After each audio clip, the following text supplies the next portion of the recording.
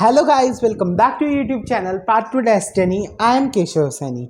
जैसे कि आपको पता है, हम अभी क्लास 10th का chapter chemical reactions and equation कर रही है, जिसमें हमने अपनी प्रीवियस वीडियो लेक्चर में कोरिजन के बारे में पढ़ा था, which was one of the effect of oxidation in everyday life. अब हमारा सेकंड इफेक्ट होता है रेंसिडिटी। तो हम अपने इस वीडियो में rancidity and method to prevent rancidity को पढ़ेंगे। So learners, are you ready to learn this? Let's get started.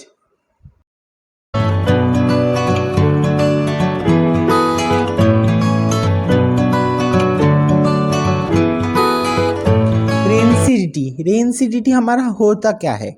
देखो, रेंसिडिटी को हम बेसिकली कह देते हैं कि जब हमारा खाने में जो फैट्स होते हैं और जो ऑयल्स होते हैं वे हमारे ऑक्सीडाइज हो जाते हैं, तो उनसे ना एक बहुत गंदी सी स्मेल आती है और उनका टेस्ट भी बहुत बेकार हो जाता है। तो हम कह देते हैं कि ये फूड ना रेंसिडिटी, इस फूड में रेंसिडिटी हो गई, अब इस फूड को खाना नहीं चाहिए, हेल्थ के लिए बहुत बुरा हो गया, अब हम इसे खा नहीं सकते, है ना। तो अब हम देखते हैं रेंसिडिटी की हमारी डेफिनेशन हमें क्या बताती है। Rancidity is refers to the oxidation of fat and oil in food that keep for a long time.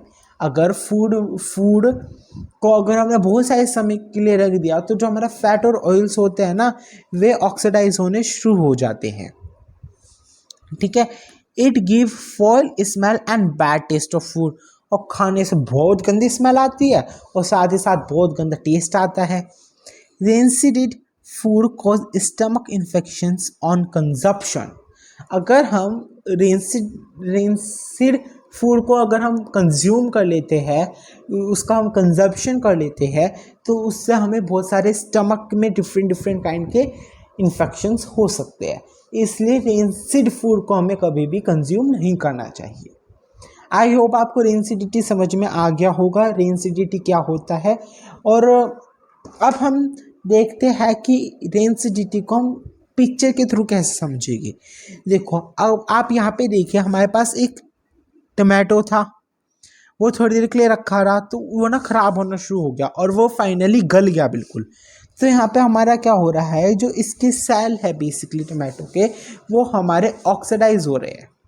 तो यहाँ पे हम कह रहे हैं कि यहाँ पे हमारी रेंसिडिटी हो रही है।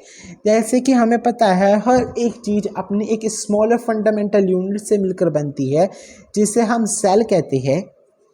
ऐसे ही हमारे टमाटो को जो सेल था वो बहुत नॉर्मल सेल था, बहुत हेल्थी सेल था।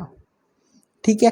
फिर क्या हुआ, जो सेल था वो रेंसिडियल, फ्री रेंसिडियल मतलब रेंसिडिटी कराने वाले जो एजेंट्स थे उनसे अटैक होना शुरू हो गया और सेल ऑक्सीडाइज हो गया, सेल ऑक्सीडेटिव स्ट्रेस में आ गया।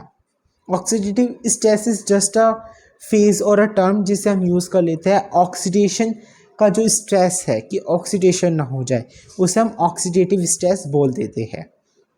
तो ऐसे हमारा एक अच्छा खासा जो टमाटो था वो बेकार हो गया। इसलिए कहते हैं कि चीज़ों को ना प्रिवेंट करके अच्छे से रखना चाहिए। ज़्यादा दिन के रखी सब्जी फल नहीं खानी चाहिए क्योंकि वे बेकार हो जाते हैं।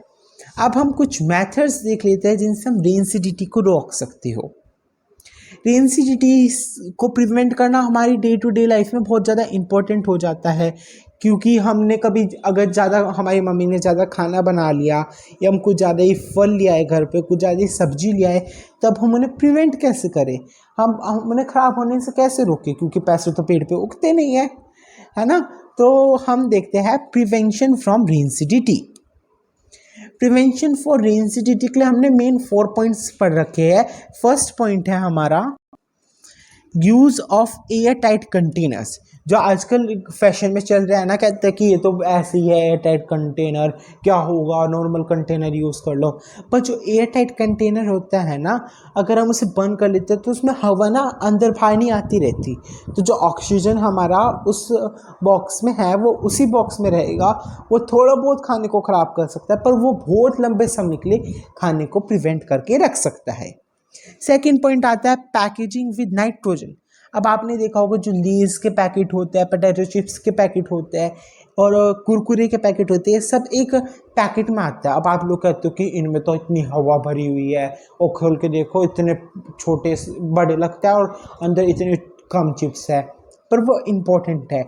एक तो चिप्स की शेप तो बनी रहती ही रहती है, उसके साथ जो चिप्स होते हैं वो जो एयर भरी होती है हमारी चिप्स के पैकेट में, वो होती है हमारी नाइट्रोजन, और जो नाइट्रोजन गैस होती है वो रेंसिडिटी से प्रिवेंट कर देती है, तो हमारे चिप्स जो होता है वो पैकेट में ही ख़राब नहीं होते।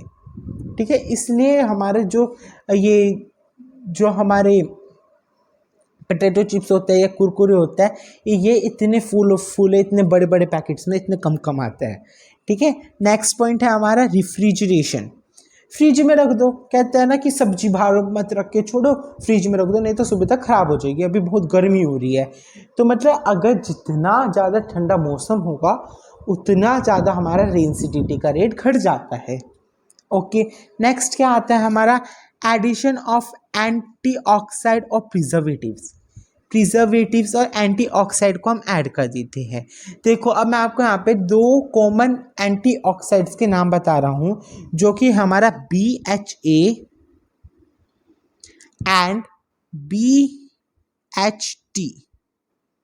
क्या क्या है? BHA and BHT।